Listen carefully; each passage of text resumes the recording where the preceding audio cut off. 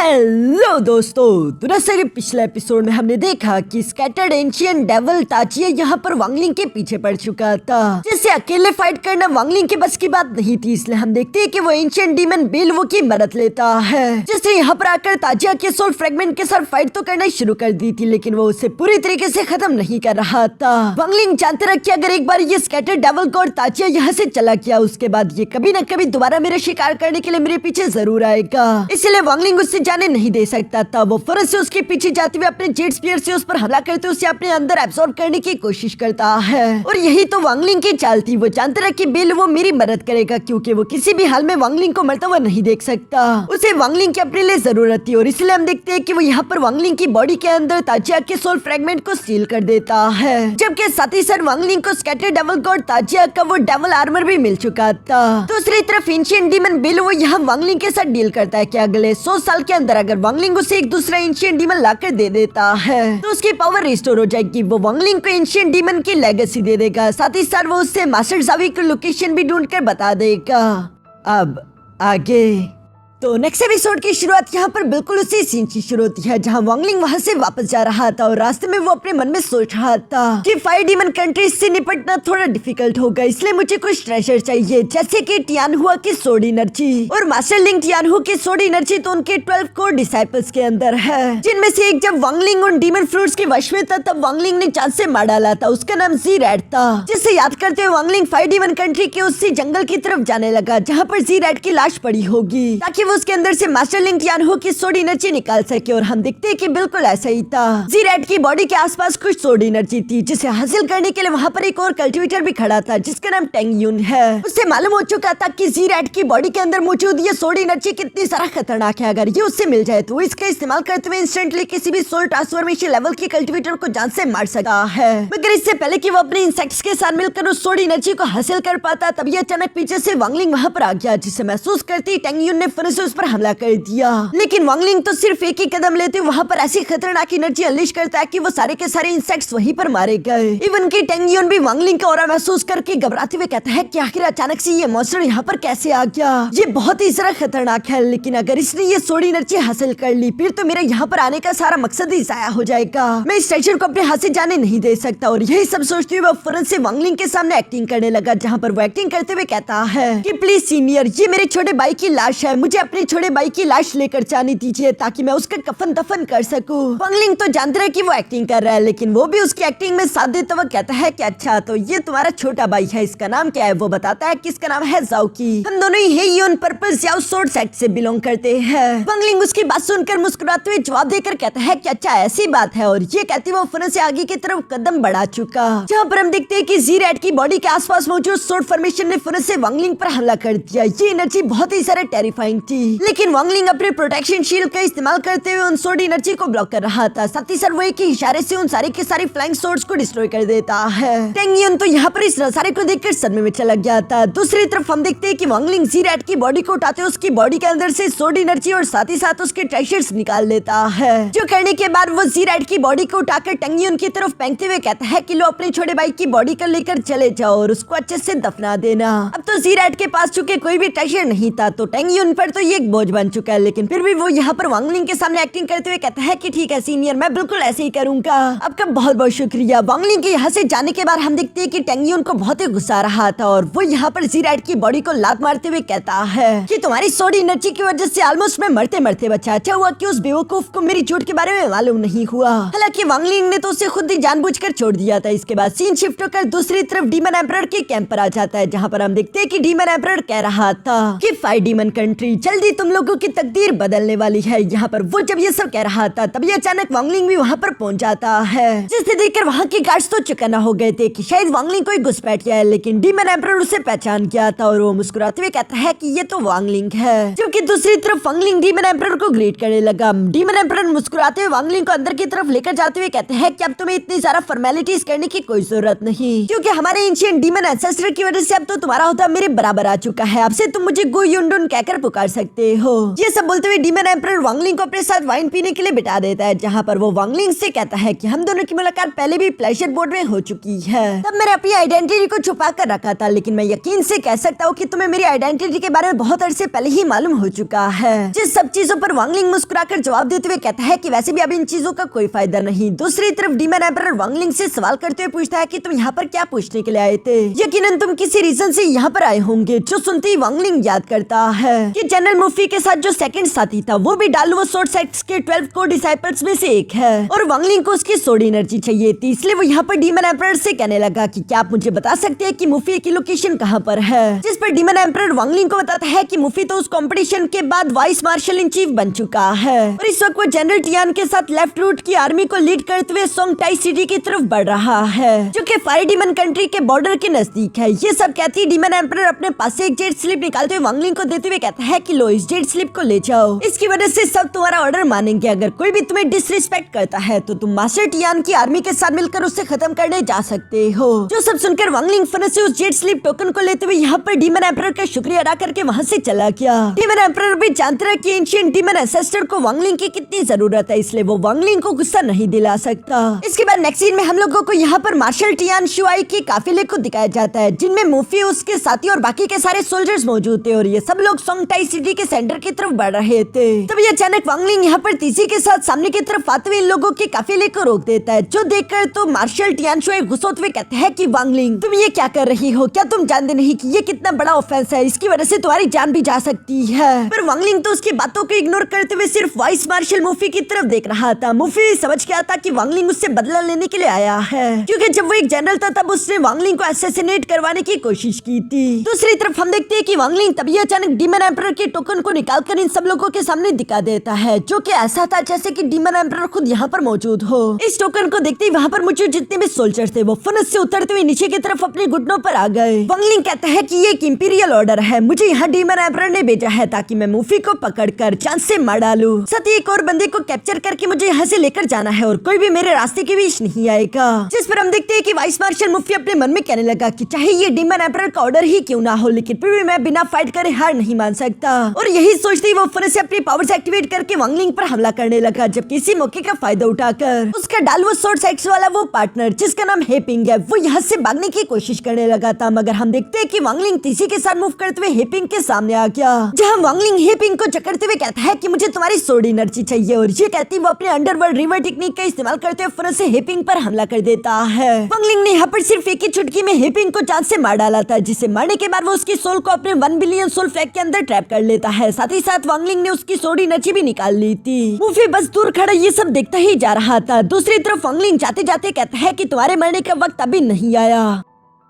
इसके बाद next scene में हम देखते हैं कि वांगलिंग यहाँ इमोर्टल केव के अंदर बैठा हुआ था, जहाँ पर वो हेपिंग की सोल को बाहर की तरफ निकालते हुए उसको सोल सर्च करना शुरू कर देता है, ताकि वांगलिंग हेपिंग की मेमोरीज देख सके। और वांगलिंग को जानने को मिलता है कि कुछ दिनों पहले एक ग्रीड नाम का बंदा है जिसने डालवो सोर्ड सेक्ट्स के 12 कोर डिसाइपल को फायर डीमन कंट्री के अंदर इकट्ठा किया था। हेपिंग की मेमोरी में वांगलिंग ने देख लिया था कि ग्रीड की शक्ल कैसी है और साथ ही साथ वो इल्यूजनरी यिन रेल्म का कल्टिवेटर है। वांगलिंग को याद आता है कि उसने इस बंदे को पहले भी कहीं पर देखा है और वो फौरन से मास्टर सीजू नाम के दिए हुए 3 पोस्टर्स बाहर निकाल कर देखने लगा, जिनमें से सेंटर वाला पोस्टर असल में किसी और का नहीं बल्कि ग्रीड का था। यानी कि ये उन 3 आदमियों में से एक है जिन्होंने पिछली बार मास्टर सीजू नान पर हमला करके उसे बुरी तरीके से इंजर्ड किया था, ताकि ये तीनों से हेवन डिफाइंग बीड हासिल कर सके। असल में मास्टर सीजू नान ने वांगलिंग को ये पोस्टर इसलिए दिए थे कि अगर फ्यूचर में इनमें से किसी भी एक को तुम देख लो तो बस सिर्फ मुझे बता देना, ताकि मैं उनकी पुंगी बचा सकूं। वांगलिंग को समझ आ गया था कि ये ग्रीड नाम का जो भी बंदा है इससे हेवनली डिफाइंग पल के बारे में मालूम है। साथ ही साथ ये इल्यूजनरी यिन रेल्म का कल्टिवेटर है। ये हमारा जानी दुश्मन है। लेकिन मुझे एक बात समझ नहीं आ रही कि आखिर ग्रीड ने 12 डिसाइपल्स को फायर डीमन कंट्री के अंदर इकट्ठा क्यों किया होगा? वहाँ पर ऐसा आखिर क्या राज है जिसके बारे में मुझे मालूम नहीं। वांगलिंग ये सब सोच रहा था कि आखिर इतने पावरफुल कल्टिवेटर उस जगह की तरफ अट्रैक्ट क्यों हो रहे हैं। यहाँ पर जरूर कोई ना कोई बड़ा राज है। स्पिरिट डीमन लैंड खुद में ये एक बहुत बड़ा राज है जिसके बारे में वांगलिंग जानना चाहता था और इसीलिए वो फन से यहाँ पर ये जीजुई को बाहर निकाल लेता है, जहाँ पर वो जीजुई से कहने लगा कि तुम्हारा फादर फादर ब्लड एंसेस्टर यहाँ पर आना चाहता था। आखिर स्पिरिट डीमन लैंड का क्या राज है? इस पर जीसुई तो मना करते हुए कहती है कि मैं तुम्हें कभी नहीं बताने वाली, अगर तुम कोशिश भी करते रहो तो तुम्हें मालूम नहीं होगा। वांगलिंग मुस्कुराकर जवाब देते हुए कहता है कि तुम चाहो तो अपनी मर्जी से मुझे इस राज के बारे में बता दो, फिर मैं स्पिरिट डीमन लैंड से बाहर जाने के बाद तुम्हें आजाद कर दूंगा। लेकिन अगर तुम मुझे नहीं बताती तो कभी न कभी मुझे उस राज के बारे में मालूम हो ही जाएगा। थोड़ा टाइम लगेगा लेकिन मैं मालूम कर लूंगा। लेकिन मिस जीसुई को उसकी बातों पर यकीन नहीं था। तभी अचानक वांगलिंग मुस्कुराते हुए कहता है कि इमोर्टल रेल्म के शटर होने से पहले वहाँ के सेलेस्टियल ने ही स्पिरिट डीमन लैंड को एक मेंशन के तौर पे बनाया होगा। जो सुनकर तो जीसुई शॉक हो गई थी कि आखिर वांगलिंग को ये कैसे मालूम हो गया। ये बंदा है तो काफी चालाक, जो इसने खुद में ये अंदाजा लगा लिया। जल्दी इसे बाकी के राज के बारे में मालूम हो जाएगा। मेरे फादर ने वैसे तो मुझे मना किया था कि इस राज के बारे में मैं किसी को भी ना बताऊं, लेकिन शायद ये मेरे पास आखिरी मौका है खुद को आजाद कराने का। और मैं वांगलिंग से झूठ भी नहीं कह सकती वरना ये मेरा झूठ पकड़ लेगा। इसलिए वो वांगलिंग से कहती है कि ठीक है, मैं तुम्हें सब कुछ बता दूंगी, लेकिन उससे पहले तुम्हें अपने डाउहार्ड की कसम खानी होगी कि यहाँ से बाहर जाने के बाद तुम मुझे आजाद कर दोगे। ये सुनकर वांगलिंग जवाब देते हुए कहता है कि मैं पहले तुम्हें अपनी जुबान दे चुका हूँ और मैं अपने वादों का पक्का हूँ, लेकिन मैं अपने डाउहार्ड की कसम नहीं खाऊंगा। तुम मेरे साथ नेगोशिएशन नहीं कर सकती। जिस पर मिस जीसुई के पास दूसरा कोई रास्ता नहीं बचता और वो यहाँ पर वांगलिंग को सच्चाई बताने शुरू हो गई थी। वो उसे बताती है कि असल में ये स्पिरिट डीमन लैंड एक सेलेस्टियल मास्टर किनलिन का इमोर्टल मेंशन है। वांगलिंग ने भी मास्टर किनलिन के शैडो को एक बार पहले देख लिया था। मिस जीसुई वांगलिंग को बताती है कि किनलिन सेलेस्टियल रेल्म का सबसे खतरनाक सेलेस्टियल था। दोस्तों, सेलेस्टियल रेल्म और इमोर्टल रेल्म दोनों एक ही चीज है, तो जरा कंफ्यूज मत हो जाना। मिस जीसुई कहानी के बारे में बताते हुए कहती है कि लेजेंडरी कहानियों में कहा जाता है कि जब सेलेस्टियल रेल्म तबाह हो रहा था तो सिर्फ किनलिन ही उसके खिलाफ खड़ा रहा और वो बुरी तरीके से इंजर्ड होने के बाद गायब हो गया। मास्टर किनलिन का इमोर्टल मेंशन यहीं पर कहीं मौजूद है, जिसके बारे में कहा जाता है कि जिसे भी वो इमोर्टल मेंशन मिलेगा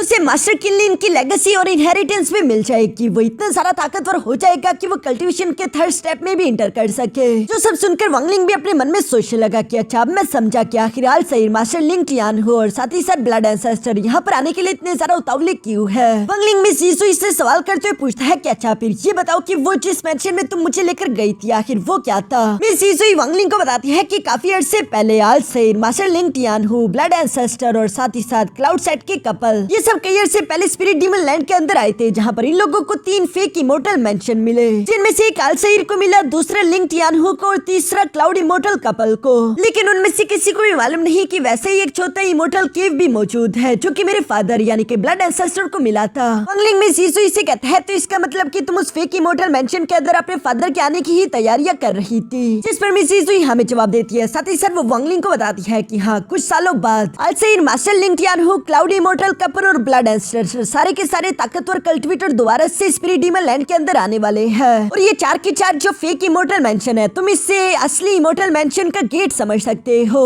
जिसकी चाबी है गोल्डन टोकन और उसी चाबी का इस्तेमाल करते हुए इस फेक इमोर्टल मेंशन से असली इमोर्टल मेंशन के अंदर जाया जा सकता है। वांगलिंग ने पहले ही उस गोल्डन चेट स्लिप को देखा हुआ था जो कि असली इमोर्टल मेंशन की चाबी है। ये सब सुनने के बाद वो जीसुई को वापस से टैप करके रखते हुए अपने मन में सोचने लगा कि अगर ये सारी सच्चाई है तो मुझे ये बात समझ नहीं आ रही कि आखिर आलसईर ने मुझे जानबूझकर स्पिरिट डीमन लैंड के अंदर क्यों भेजा था। आखिर वो मुझसे क्या चाहता था। यहाँ पर वांगलिंग ये सब सोचते हुए इसके बाद फरस से अपने सोल रिफाइनिंग ट्राइब की तरफ रवाना हो गया, जहाँ सोल रिफाइनिंग ट्राइब में मास्टर हुआ 13 और बाकी के सब लोग यहाँ पर अपने एंसेस्टर को देखकर फरस से उसे ग्रीट करने लगे। वांगलिंग भी उन सबको खड़ा करता है। साथ ही साथ वांगलिंग देखता है कि ये सब लोग एक जगह पर इकट्ठा हुए थे और वो इस बारे में मास्टर हुआ से सवाल करने लगा, जिस पर मास्टर हुआ जवाब देते हुए कहता है कि जैसा कि एंसेस्टर आपको मालूम होगा कि फायर डीमन कंट्री और स्काई डीमन कंट्री के दरमियान जंग छिड़ चुकी है, तो हम वहीं पर जाने का सोच रहे ताकि हम आपके लिए सोल्स इकट्ठा कर सके और साथ ही साथ अपने कबीले को पहले से भी ज्यादा ताकतवर बना सके। वांगलिंग देखता है कि उसका सोल रिफाइनिंग ट्राइब पहले से 10 गुना ज्यादा बड़ा हो चुका था। साथ ही साथ वो अपने मन में सोच रहा था कि फायर डीमन कंट्री का बॉर्डर यहाँ से काफी ज्यादा दूर है और रास्ता खतरनाक हो सकता है। इसलिए वांगलिंग सोचता है कि क्यों ना फॉर्मेशन का इस्तेमाल करते हुए पूरे के पूरे सोल रिफाइनिंग ट्राइब को टेलीपोर्ट करके मैं वहाँ पर पहुंचा दूं। जो सोचते ही वांगलिंग ने बिल्कुल ऐसे ही किया। उसने सोल रिफाइनिंग ट्राइब के नीचे एक बहुत बड़ी फॉर्मेशन एक्टिवेट कर दी जो कि इन सब लोगों को टेलीपोर्ट करके फायर डीमन कंट्री के बॉर्डर पर ले आती है, जिसके पास भी जंग चल रही थी। और वांगलिंग यहाँ पर अपने साथियों को बताता है कि आज से ये हमारी नई सोल रिफाइनिंग ट्राइब की जगह होगी। ये कहती वांगलिंग ने अपनी पावर्स का इस्तेमाल करते हुए सोल रिफाइनिंग ट्राइब की बिल्डिंग्स बनाना शुरू कर दी थी, जो कि 13 मास्टर हुआ और सोल रिफाइनिंग ट्राइब के बाकी के सारे मेंबर्स देख रहे थे और साथ ही साथ वो अपने एंसेस्टर से इंप्रेस हो रहे थे। यहाँ पर इस नए सोल रिफाइनिंग ट्राइब को बनाने के बाद हम देखते हैं कि वांगलिंग अपने 1 बिलियन सोल फ्लैग को भी बाहर की तरफ निकालकर उसकी सोलो से यहाँ पर एक प्रोटेक्टिव बैरियर बना देता है ताकि कोई भी उसकी ट्राइब पर हमला करके उसे तबाह ना कर सके। साथ ही साथ वांगलिंग यहाँ पर अपनी बॉडी के अंदर से स्लॉटर ऑरा के ड्रैगन थ्रेड्स को बाहर की तरफ निकालते हुए अपने सोल रिफाइनिंग ट्राइब के मेंबर्स की तरफ बेचने लगा, जहाँ वांगलिंग उन्हें बता रहा था कि तुम जितने लोगों को मारोगे उतना तुम्हारा स्लॉटर ऑरा स्ट्रॉन्ग होता जाएगा और जब तुम लोगों की जान खतरे में आएगी तो ये तुम लोगों को प्रोटेक्ट करने में तुम्हारी मदद करेगी। अपने एंसेस्टर से इस ट्रेजर को पाकर तो वो सब लोग खुश होते हुए फुरत से वांगलिंग का शुक्रिया अदा करने लगे।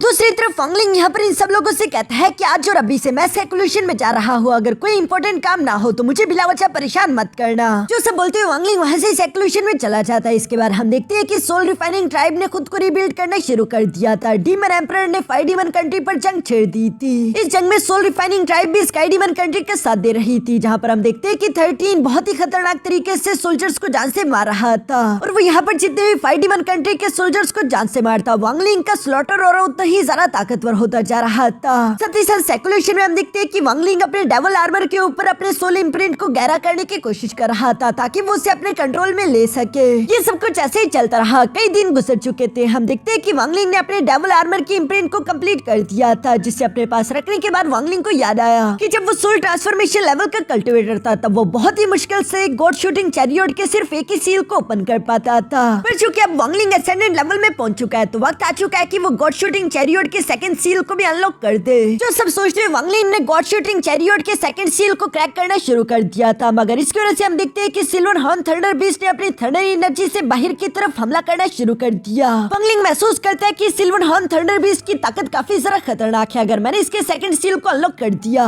तो बीस्ट कंट्रोलिंग सर्कल इसे काबू करने के लिए काफी नहीं होगा। मुझे अपनी ताकत का इस्तेमाल करते हुए इसे अपने सामने झुकने पर मजबूर करना है। यही सब सोचते हुए वांगलिंग फौरन से गॉड शूटिंग चैरियट को लेकर बाहर की तरफ आ गया, जहाँ सिल्वर हॉर्न थंडर बीस्ट तो वांगलिंग को देखते ही उस पर हमला करने के लिए फौरन से उस पर झपट्टा दे मारता है। मगर दूसरी तरफ हम देखते हैं कि वांगलिंग ने भी अपने गोल्डन पाम टेक्निक का इस्तेमाल करते हुए फौरन से उसे जमीन के साथ टिका दिया। साथ ही साथ वांगलिंग ऊंची आवाज में चिल्लाते हुए कहता है कि सेकंड सील ओपन। जो सेकंड सील ओपन करती है अचानक से हम देखते हैं कि सिल्वर हॉर्न थंडर बीस्ट का साइज इंक्रीज होने लगा, उसकी ताकत भी बढ़ चुकी थी। इसी वजह से वो उस गोल्डन पाम से खुद को आजाद कर देता है, जो करने के बाद वो अपने मुंह में थंडर एनर्जी इकट्ठा करके भी वांगलिंग पर हमला करना ही चाहता था। मगर तभी अचानक हम देखते हैं कि वांगलिंग ने अपने दो गोल्डन पाम्स का इस्तेमाल करते हुए फौरन से उसके मुंह को पकड़ दिया। साथ ही साथ वांगलिंग अपनी पावर्स का इस्तेमाल करते हुए कुछ इम्प्रिंट उसकी बॉडी पर लगाना शुरू कर देता है, जहाँ पर वांगलिंग कह रहा था कि मेरे सामने झुक जाओ। ये सब कहती हम देखते हैं कि वो सिल्वर हॉर्न थंडर बीस्ट यहाँ गोल्डन कलर में ट्रांसफॉर्म हो चुका था। साथ ही साथ गॉड शूटिंग चैरियट भी गोल्डन कलर का हो गया और चूंकि वांगलिंग ने उस पर काबू कर लिया था इसलिए वांगलिंग यहाँ पर गॉड शूटिंग चैरियट को अपने पास रख लेता है। अब इसी तरह करते करते अगले भी 10 साल गुजर गए, जिन 10 सालों में धीरे धीरे करके sky demon country five demon country को हराते हुए उसके एरिया पर कब्जा करता जा रहा था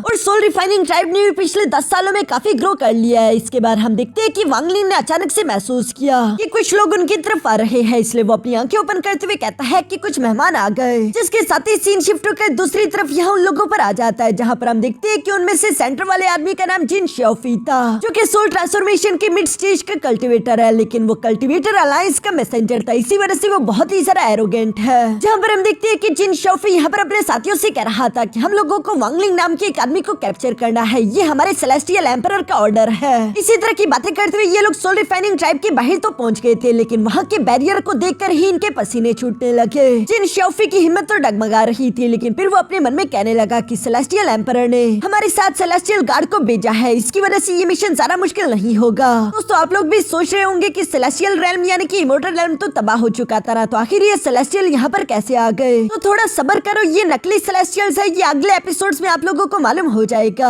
बहरहाल हम देखते हैं कि यहाँ पर इन लोगों के साथ सन यून शेन भी मौजूद था, जो कि स्पिरिट डीमन लैंड के अंदर आने से पहले एक अर्थ प्लेनेट पर वांगलिंग से मिल चुका था और वो अपने मन में सोच रहा था कि क्या ये वही वांगलिंग है या ये कोई और वांगलिंग है। इससे पहले कि वो जिन श्योफी को इस बारे में कुछ भी बोल पाता, तभी जिन श्योफी ने उसे चुप करा दिया और वो सन यून शेन से कहने लगा कि अगर अपनी बहन की सलामती चाहते हो तो तुम्हें खामोश रहकर ये सब कुछ करना होगा। जो सब बोलते हुए जिन श्योफी ने यहाँ पर एक आदमी को ऑर्डर दिया कि जाओ और इस बैरियर को तोड़ दो। जो सुनकर वो आदमी बिल्कुल ऐसे ही करते सामने की तरफ बढ़ते उस बैरियर पर हमला करने लगा, मगर वो बैरियर तो डिवोरिंग सोल से बना हुआ था, जिसके अंदर से हम देखते हैं कि डार्क एनर्जी एक स्कल के फॉर्म में बाहर की तरफ निकलते हुए फौरन से उस वॉरियर को निकलकर मार डालती है। जो नजारा देखकर तो ये सभी घबरा गए थे। इसके बाद जिन श्योफी ने यहाँ पर सन यून शेन को ऑर्डर दिया कि जाओ अब इस बार तुम बैरियर को तोड़ो, मगर इससे पहले कि यून शेन आगे की तरफ बढ़ पाता तभी अचानक वहाँ पर 13 आ जाता है, जो कि इन लोगों से कहने लगा कि अंदर आ जाओ, मेरे एंसेस्टर तुम लोगों से मिलना चाहते हैं। ये सुनकर देखकर तो जिन शाओफी खुश हो जाता है क्योंकि उसे लग रहा था कि इनका काम हो गया। वांगलिंग इन्हें देखकर डर गया है, इसलिए वो खुश होकर एरोगेंट बनते हुए अपने साथियों के साथ तेजी से अंदर की तरफ रवाना हो गया।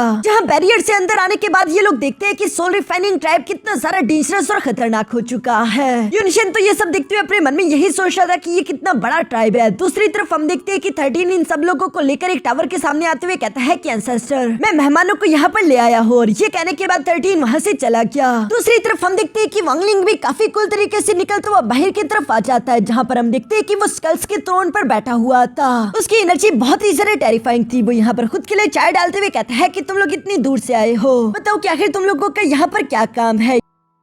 यहाँ पर सन युनशन तो वांगलिंग को देखते ही पहचान किया था कि ये तो वही वांगलिंग है। जिन शाओफी यहाँ पर वांगलिंग को देखते ही उसे जवाब देकर कहता है कि तुम में कुछ डिसेंट पावर तो है, ये तो मानना पड़ेगा, इसलिए हमारे सेलेस्टियल एम्परर तुमसे इंप्रेस हो गए। वो चाहते हैं कि तुम हमारे सामने झुककर हमारे कल्टिवेशन अलायंस को ज्वाइन करो। जो सुनकर वांगलिंग एटीट्यूड से जवाब देते हुए कहता है कि सेलेस्टियल एम्परर, आखिर उसकी मेरे सामने क्या औकात। यहाँ सेलेस्टियल एम्परर की बेइज्जती होता हुआ देखकर तो जिन शाओफी को गुस्सा आ गया और वो फौरन अपने सेलेस्टियल गार्ड को ऑर्डर देते हुए कहता है कि जाओ और उस पर हमला करके उसे मार डालो। ये सुनते ही कल्टिवेशन अलायंस का वो सेलेस्टियल गार्ड फौरन से हवा में जंप करते हुए अपने डिवाइन फॉर्म में आ जाता है, जो कि अर्ली असेंडेंट लेवल का कल्टिवेटर था, जो कि अपनी पावर से अनलीश करते हुए चारों तरफ फैला देता है। साथ ही साथ उसने अपने स्पीयर को निकाल लिया था। वो यहाँ पर ऊंची आवाज में कहता है कि जो भी हमारे सेलेस्टियल एम्परर की बेइज्जती करेगा उसे जिंदा रहने का कोई हक नहीं। और ये कहती वो अपने स्पीयर से वांगलिंग पर हमला करने लगा, लेकिन दूसरी तरफ वांगलिंग को तो जरा से भी परवाह नहीं थी। वो मजे के साथ अपने चाय पीने के बाद अपने पंप टेक्निक को फौरन से एक्टिवेट करके उस जायंट बॉडी पर हमला कर देता है, जहाँ पर हम देखते हैं कि उस सेलेस्टियल गार्ड की डिवाइन बॉडी तो काफी ज्यादा कमजोर निकली, जो कि वांगलिंग की एक अटैक से डिस्ट्रॉय हो गई थी। वांगलिंग कहता है कि मेरे सामने उछलने की कोशिश मत करो। ये कहते हुए वांगलिंग ने उस सेलेस्टियल गार्ड को जमीन के साथ पटकते हुए जान से मार डाला। साथ ही साथ वांगलिंग अपनी चेन को तेजी के साथ उसकी तरफ फेंकते उसकी सोल को भी निकाल कर अपने 1 बिलियन सोल फ्लैग के अंदर रख लेता है। ये नजारा देखकर तो सब लोग ही शौक हो गए थे। जिन शाओफी यहाँ पर खुश होते हुए कहता है कि वाओ, मजा आ गया, अब मैं समझ चुका हूँ कि मेरे सेलेस्टियल एम्परर ने तुम्हें चूज क्यों किया। तुम में काफी ज्यादा ताकत है। अगर तुम हमारे कल्टिवेशन अलायंस को ज्वाइन कर लेते हो फिर स्पिरिट डीमन लैंड में कोई भी हमें रोक नहीं सकता।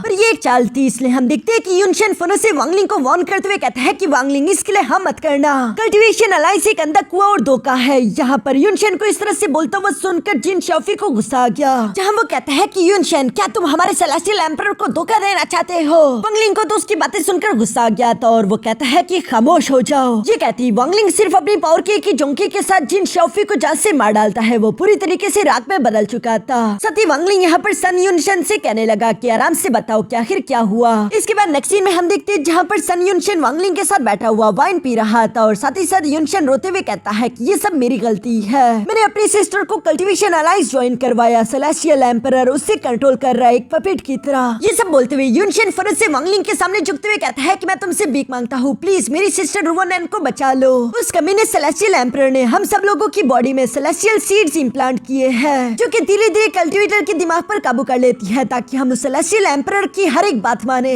मैं नहीं जानता कि आखिर ये सेलेस्टियल एम्परर का बैकग्राउंड क्या है, ये कहां से आया, लेकिन उसके पास 9 सेलेस्टियल पावरफुल गार्ड्स है। जो सब सुनते हुए वांगलिंग ने यहाँ पर फौरन से उस सेलेस्टियल गार्ड की सोल को बाहर की तरफ निकाल लिया, जिसे वांगलिंग डिस्ट्रॉय करते उसकी बॉडी के अंदर से एक सेलेस्टियल क्रिस्टल निकाल लेता है। जिसे देखते हुए वांगलिंग अपने मन में सोच रहा था कि ये सेलेस्टियल क्रिस्टल और वो सेलेस्टियल सीड, इन्हीं से वो बंदा इन सब लोगों को कंट्रोल और खुद को ताकतवर कर रहा है, जो सब वांगलिंग के भी काम आ सकती है। इसलिए वांगलिंग यहाँ पर सन युनशन से कहने लगा कि युनशन, मुझे बताओ कि आखिर तुम्हारा वो कल्टिवेशन अलायंस कहाँ पर है। यानी कि वांगलिंग उस नकली सेलेस्टियल एम्परर का शिकार करने के लिए जाने वाला है। और यहाँ पर इसी खतरनाक सीन के साथ हमारा ये एपिसोड यहीं पर खत्म हो गया।